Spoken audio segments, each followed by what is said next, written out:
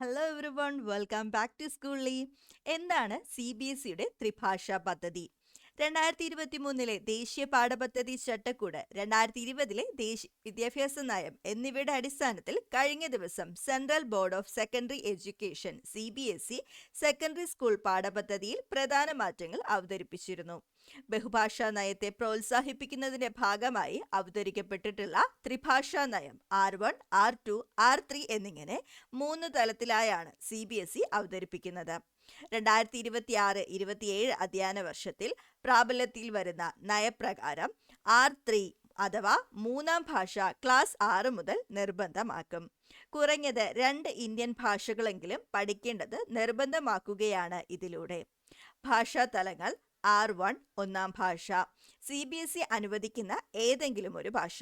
R2 രണ്ടാം ഭാഷ, R1-ൽ നിന്നും വ്യത്യസ്തമായ ഒരു ഭാഷ.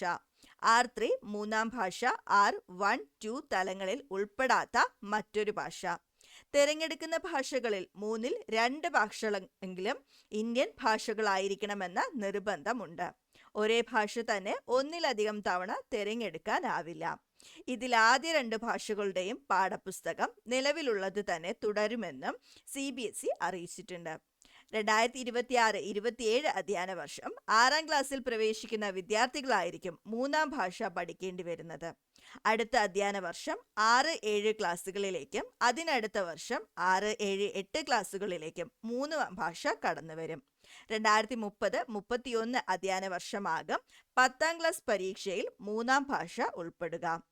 ബഹുഭാഷാ വിദ്യാഭ്യാസത്തെ പ്രോത്സാഹിപ്പിക്കുക എന്ന ലക്ഷ്യത്തോടെയാണ് 2023 ദേശീയ പാഠപദ്ധതി ചട്ടക്കൂടിലും 2020 ദേശീയ വിദ്യാഭ്യാസ നയത്തിലും ത്രിഭാഷാ നയം ഉൾപ്പെടുത്തിയിരിക്കുന്നത്. കുറഞ്ഞത് 2 ഇന്ത്യൻ ഭാഷകളെങ്കിലും നിർബന്ധമാക്കുന്നതിലൂടെ വൈജ്ഞാനിക ആശയവിനിമയ കഴിവുകൾ വർദ്ധിപ്പിക്കുകയും സാംസ്കാരിക ധാരണ ശക്തിപ്പെടുത്തുകയും ചെയ്യുകയാണ് ലക്ഷ്യമെന്ന് CBSE അവകാശപ്പെടുന്നുണ്ട്. എന്നാൽ 1964 ആരംഭിച്ച ത്രിഭാഷാ നയത്തെ ചൊല്ലിയുള്ള സംവാദങ്ങൾക്ക് ഇതോടെ ചൂടേറുകയാണ്.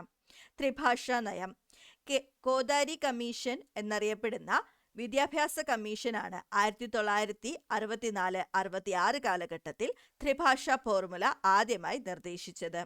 1968 അന്നത്തെ പ്രധാനമന്ത്രി ഇന്ദിരാഗാന്ധിയുടെ കീഴിൽ ദേശീയ വിദ്യാഭ്യാസ നയത്തെ ഔദ്യോഗികമായി അംഗീകരിക്കുകയും ചെയ്തു.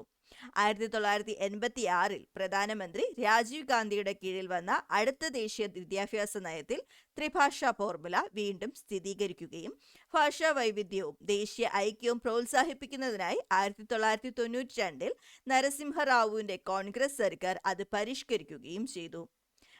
കോദാരി കമ്മീഷന്റെ നിർദ്ദേശപ്രകാരം പഠിക്കേണ്ട 3 ഭാഷകൾ: 1 മാതൃഭാഷയോ ഏതെങ്കിലും ഒരു പ്രാദേശിക ഭാഷയോ. 2 രാജ്യത്തിന്റെ ഔദ്യോഗിക ഭാഷ. 3 മേൽപ്പറഞ്ഞ 2-ലും ഉൾപ്പെടാത്ത മറ്റൊരു ആധുനിക ഇന്ത്യൻ ഭാഷയോ യൂറോപ്യൻ ഭാഷയോ. 1968 ദേശീയ വിദ്യാഭ്യാസ നയപ്രകാരം ഹിന്ദി സംസാരിക്കുന്ന സംസ്ഥാനങ്ങൾ ഹിന്ദിക്കും ഇംഗ്ലീഷിനും പുറമെ ഒരു ആധുനിക ഇന്ത്യൻ ഭാഷ പഠിക്കണം, പ്രത്യേകിച്ചും ഒരു ദക്ഷിണേന്ത്യൻ ഭാഷ. ഹിന്ദി സംസാരിക്കാത്ത സംസ്ഥാനങ്ങൾ ഹിന്ദി, അവരുടെ പ്രാദേശിക ഭാഷ ഇംഗ്ലീഷ് എന്നിവ ഉൾപ്പെടുത്തണം. എന്നാൽ ഹിന്ദി സംസാരിക്കുന്ന ഭാഷകളിൽ ദക്ഷിണേന്ത്യൻ സംസ്ഥാനങ്ങളിൽ നിന്നും അധ്യാപകരെ എത്തിക്കുന്നതടക്കം റിസോഴ്സുകൾ എത്തിക്കുന്നത് പ്രാവർത്തികമല്ല എന്ന് പ്രതിപക്ഷം പ്രതിഷേധമുയർത്തിയിരുന്നു. തമിഴ്നാട്ടിലെ എതിർപ്പ്: CBSEയുടെ പുതിയ നയത്തെ ശക്തമായി എതിർത്ത സംസ്ഥാനം തമിഴ്നാടാണ്. ത്രിഭാഷാ നയമെന്ന പേരിൽ നടപ്പിലാക്കുന്ന പദ്ധതിയെ നിഷ്കളങ്കമായി കാണാനാവില്ലെന്നും ഹിന്ദി സംസാരിക്കാത്ത സംസ്ഥാനങ്ങൾക്കുമേൽ ഹിന്ദി അടിച്ചേൽപ്പിക്കാനുള്ള ശ്രമത്തിന്റെ ഭാഗമാണ് പുതിയ നയമെന്നും തമിഴ്നാട് മുഖ്യമന്ത്രിയും DMK പ്രസിഡന്റുമായ MK സ്റ്റാലിൻ പ്രതികരിച്ചിരുന്നു. നമ്മുടെ ദീർഘകാലമായുള്ള ആശങ്കകളെ ശരിവെക്കുന്ന ഭാഷാപരമായ അടിച്ചേൽപ്പിക്കലിനുള്ള ആസൂത്രിത ശ്രമമാണെന്ന് സ്റ്റാലിൻ Xലൂടെ പ്രതികരിക്കുന്നു.